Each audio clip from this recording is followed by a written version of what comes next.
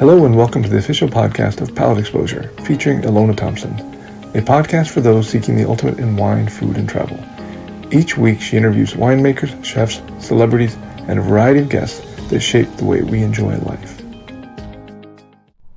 Hello, this is Ilona Thompson with Palate Exposure. I'm here with Frederic Kieffer. He is an executive chef at Artisan restaurants. He's with the Delamar hotels, and we're here to get to know him. So the first thing I'm going to ask you, Frederic, is about your background. Where were you born? I was born in the west side of Paris, in somewhere between Versailles and Paris, in Saint-Germain-en-Laye. That's quite a glamorous location. A lot of people have heard of Versailles. Yes. Yeah, very positive association. Was your mom and dad involved in food business at all? No, they were not. No. So how did you discover culinary arts? It's a long way. I started as a teenager, working in restaurant on the weekend, doing dishes to get, what we call pocket money. So, and while I was still in school, and it's kind of how I discovered that world. And then when I was done with my school, my regular, normal school, then I decided to go culinary school. That was in Paris, where I stood there for 6 years. What attracted you to culinary? I know you were doing dishes in the restaurant. It's a pretty tough job. So what is it that happened for you at that time? I think the fact that it was pretty intense, the fact that there was not 2 days alike, the fact that every single table was a different challenge, that you always had to reinvent yourself or better yourself, and I found it to be pretty exciting. It's a pretty serious set of values for someone so young. No, that's what it was exciting. It's like the realization, and then this is also instant gratification, because you could see your dish being made, and then the response from the guest is pretty fast. Yeah. The negative response too, but we try not to focus too much on those ones. So you went to culinary school, which one? I went to Ferrandi, the Chamber of Commerce in Paris. So okay. they have a culinary site called Ferrandi School. That's in Montparnasse, downtown Paris. Okay. And how many years was that? 6 years. 6 years. So there are 2 years increment, and I started at the minimum, and then the bachelor degrees, and then what we call the école supérieure. So okay. It was long, and then that was mixed with apprenticeship or externship throughout the 6 years. So mostly with restaurant in Paris. Okay. So this is you learn, you learn with school, and then it's also in association with restaurant. So l'école supérieure, is it something that's like an equivalent of a master's degree in culinary That's art? exactly it, because you need a bachelor degree to get there. And you have an entry exam, so it's not. And then that would be the equivalent. And then so it's not just culinary; it's culinary, but it's also restaurant business. And you brush on the wine. Like you have to have a pretty good overview of the rest, not the hotel, the restaurant world. I see. So it's pretty comprehensive. At that point, yes. When you get there, yes. Yeah. Yes. And you said you staged. You had apprenticeship. Yes. So that through 6 years, that went from. My latest one was Le Taïwan, the 3-star, Gérard Besson, the Lutetia Hotel. Lutèce, okay. Yeah. La Fabrique Merveilleuse, Chiberta, on the Champs-Élysées, and a few other. So they're very glamorous restaurants, one might say. Glamorous and hard to work at, yeah. What was the hardest part? It was just hard overall then. Like people don't even. That's what I'm saying. When I go back to the seriousness of your job, those were all free. Like you work, as an apprentice. The only thing that they'll pay you is probably a taxi ride if they have to send you somewhere to help out. But that's about it. Back then, you would start in the morning 7 o'clock. You had 15 minutes to eat, and if you are smoking, that's the same time. And you walk through the day. You have 2 hours in the afternoon. You go back at 5, and you're done at 11 o'clock. They were 14 plus hour day every day. You clean your stove every night. There was no dishwasher. Nobody cleans behind you. That's how it was. Every day, you would not keep one thing for the next day. Like there's not even a piece of parsley or shallot. So every single day, you start from scratch. Wow. So those days are long gone, at least around here, because it's just the labor force you could not afford to do that. So it has evolved. But you had to be. It was all about freshness, being made to order, and respecting the product. There's no such thing as a 2 or 3 days old fish. Like it could not, at least in those restaurants. Mm-hmm. And so once you learn how to, that stays with you. It's like just learning a language. When you respect that, when you've learned that respect, and you're just trying to pass it on now, because it's just some of those basic values have been diluted. I don't want to say they've gone, but they've been diluted because sometimes you want to be more practical, or we don't necessarily value that. Nowadays the younger chefs, they don't see the beauty in a zucchini. They just think it's something to work with. Do you think those values are disappearing in Europe and the US? They are definitely. I think they are disappearing a little. Two different markets there. I think they are disappearing a little bit in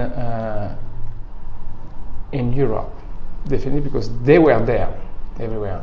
I think they are probably coming here, because if you look at cooking 50 years ago in this country, it was way different than it was in Europe. So I think that would be an opposite cycle. I think as there are better chefs now than they were before, because the restaurant world is very popular these days.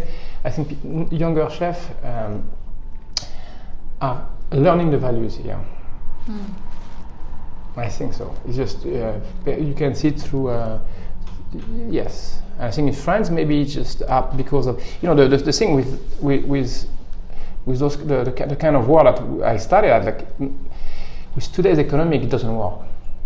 It's just the labor that what we used to back then I used to every restaurant would have like 4 or 5 apprentices for free. So it's like me having 4 or 5 guys that I can work 60 hours a week for free. So if that's available in this country, that's changed the way you can do business. But this is not available now. The labor laws had an impact on that. What is the reason? Yes, I mean that. First of all, people don't necessarily want to work that much anymore. The labor laws has changed in France. Yeah. They are trying. So that's not what I went through is no longer an option. Restaurant would close, 2 days, and then keep the same staff for 5 days. So they kind of prohibit that type of work. But it's also something from the past. Nobody really wants to work 70 hours a day. True. So, but in terms of life lessons, clearly it's hard, grueling work.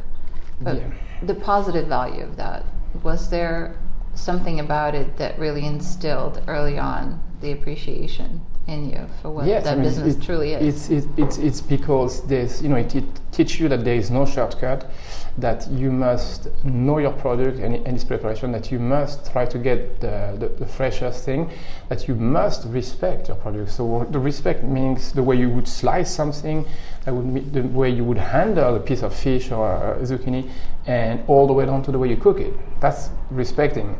And you cannot excel in that field if you don't have that sense of so it's respect/love. Like you have to be able to walk into your walk-in and finding the bits to be very attractive, or looking at a whole fish and then can't wait to fillet it. You have to have that in you. And then so it's so you gotta love it. So obviously you caught the bug. It was part of you. Yes. You survived the apprenticeship, which I'm sure was, taxing both physically and emotionally. What happened next? Then I was supposed to the way it came, like during my studies, I did an externship with Johnson & Wales in Rhode Island. While I was in the school, we were actually the first student exchange program, which I think is still happening. So I went back for my last 2 years of studies, and actually when I was done, I'd applied for an hotel that were being built just outside of Paris, but they were finishing it up. So I had some time to kill, and through the alumni program, a friend of mine was coming back from. He was working in Greenwich, Connecticut. So, through the alumni program, Stefan was coming back, and I said I had 6 months to kill. So I applied through the French company, and I got a visa, and I came here for 6 months. Okay. It's been 20, 30 years ago now. So that's how this is how I started in Greenwich, Connecticut. So how was that experience? Like, what stood out to you the most? So Greenwich was nice. I didn't stay too long in Greenwich. It just happened that French company had an outlet in Manhattan, and coming from Paris, so I loved the idea of coming to the States. Back then, in the early 90s, 1992, Greenwich, Connecticut was a nice suburb, but a little bit too slow, coming from Paris. Of course. So, and then being also, in my early 20s, I felt like, I had I had the desire to, more than the desire, to go to Manhattan. So, and this is where I started to work in Manhattan. So that company actually had a catering outpost in Manhattan. So my first job in Manhattan was actually doing off-premise party. So we did a lot from, we were working from, boats. We were the first one to do St. John the Divine. They did an all caterer, so we did an 800 people, full seated dinner. The MoMA, all those French company, Hermes, Tiffany's, all of those things. So we did a lot. That's very taxing too, because that's I was so happy to be back. I did that for 2.5, almost 3 years. But that's the hardest part of it's probably even harder than the restaurant. You don't have the service part of it, but you got to take everything out with you, and you can't forget anything because it's far away. And usually you have to go through back door staircase into someone's apartment, set everything up, wait until they are done, and you usually can't leave because there's the party's still happening. Then in like in the wee hour of the night, you got to clean everything, go back to the shop. You go home at like 4 o'clock in the morning. Wow. So I didn't regret it. But that's actually, talking about life experience. When a chef has been exposed to doing catering, I find them to be a lot more organized, because you can go, across Manhattan and realize that you forgot that, or you don't have that, or you didn't weigh. So everything had to be precise, weighed out, controlled, counted. Consistency is hard. I mean, yes, serving 800 guests is but it's and especially off-premise. Given Manhattan traffic during the day, like if you forget something, but they have a lot of stories. I think 1 hour will not be enough. But we've done wedding where we forgot the wedding cake, and I swear to God, it's just like it's so obvious. But those thing as big as that did happen. But we got it on time before the party was over. But we've done. We've done things like that, just so obvious that you forget it. So. Sounds like you've selected some challenging things along your career path. You didn't shy away from a challenge. Yes, the challenge this one was a good learning curve for me. That was my first catering lesson. Then I went to work at Restaurant Associates. This is when I was sent to LA. To open the Pavilion Chandler back then. Mm-hmm. Then after that, we did the biggest challenge to this day. They're all challenged, but physically the biggest challenge was the reopening of Windows on the Wall. Oh my goodness, okay. So that was, so you figure out you had 450 employees, 90 cooks, 45. So I was in charge of the banquet the first year of Windows on the Wall. Then after I got involved in the restaurant. You had 45 cooks, and it was just so hard. From scratch, there was nothing else. Like it was the rebuild. Joe Baum owned it at first, but so it was the rebirth. And there was 2 acres of floor. One acre was banquet alone, and 1 acre on top had the greatest bar on earth and windows on the wall. So obviously that became no longer obviously one of the highest grossest restaurants with Tavern on the Green. But so in terms of volume, it was a lot. It was a lot to open, and I think like I started there. I think we opened in. It was just before July, like at the end of May, and I think I didn't see a day off until probably October. And it's 7 days a week for 6 months. That's what it takes. It took that much. You could not. I was living in Westchester County at that time, and I could not even drive home. So I would call my girlfriend then, my wife now, at 1 o'clock in the morning. She would drive down, pick me up. I would start my night like within 5 minutes, and I would take the first train back. Wow. And then more than one time. So that's when I say that's what it takes sometimes, and it was hard. Like we had to put the pressure on people that they were clocking close to 100 hours a week the first time, and then you got better. But the opening is, and then people were ready to quit. I said, if you quit, don't come back. I have no choice. It's easier like. So it was. And eventually you try to learn as quick as you can because you can't maintain that for anybody. But I would think that you would require formidable leadership qualities to be able to organize this larger group of people and have them work cohesively. Tell me about that. Yes, I mean that was we had like 4 or 5 walk-ins. They were much larger than that wall, and obviously. You had all the parties that we are supposed to do, so everything was laid out there. Everything was color coded. Everyone knew that what's green is mine, and everything was broken down because you have to help people to help them succeed. Because at the end of the day, it has to come together. Yes. So it took a lot of organization. Everything was broken down to a science, but you also had. You had the power of the having so many guests. I remember the very biggest challenge that we had was a day in August, and we had 9 parties. And for me, it was a black hole. And then through the whole month of July, I was just like, "Oh, I'm gonna get there." I could not. It was just, a nightmare ahead of me. Mm-hmm. And as we got to that day, so obviously we've done like 2, 3, 4 parties, all of that, but that was the biggest one. And when we went to, there was few sous chefs. Obviously, one was a lady was actually in charge of, with other people, of getting all the hors d'oeuvres ready. And then there's different locations, so it's not like you have to actually go with your food, your cart, and then expedite from.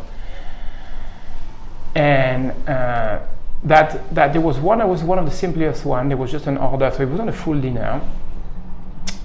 And when we get to, he was getting like the 5 minutes, 10 minutes of the party time. I said, "Okay, Lida, where are you?" And she didn't get to it.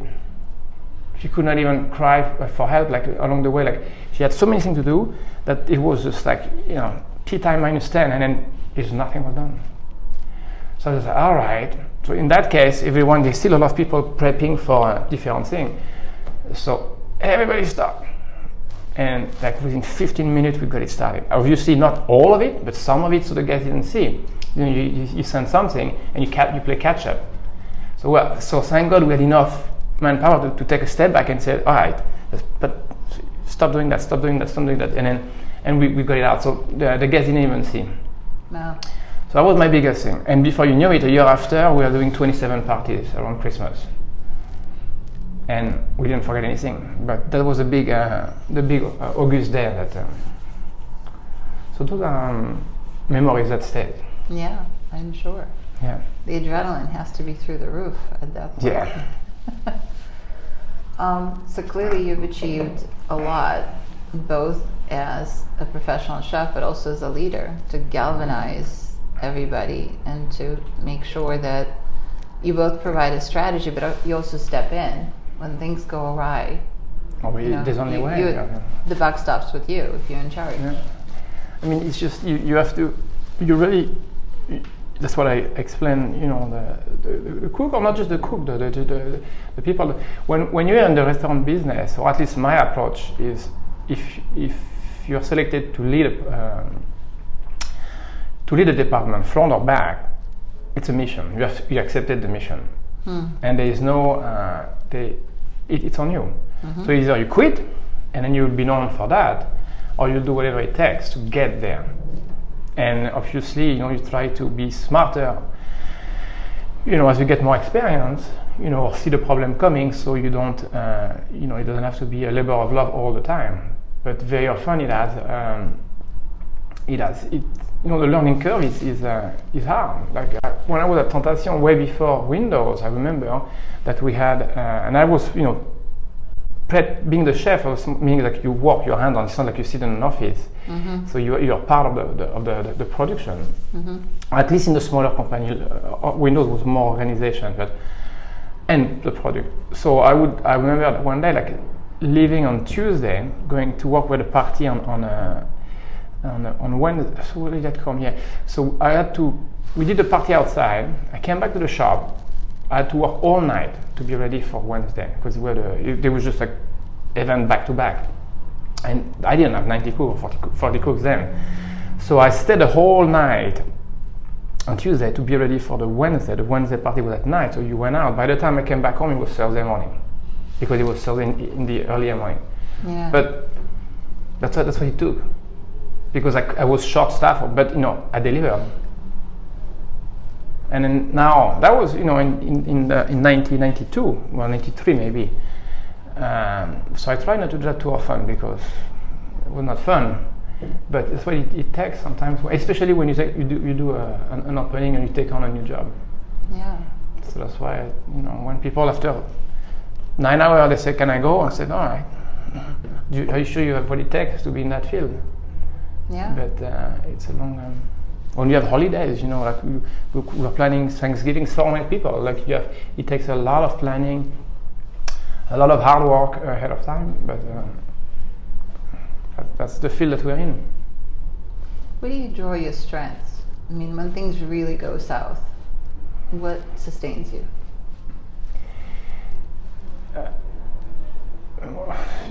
I think it's the values that you have. Like you have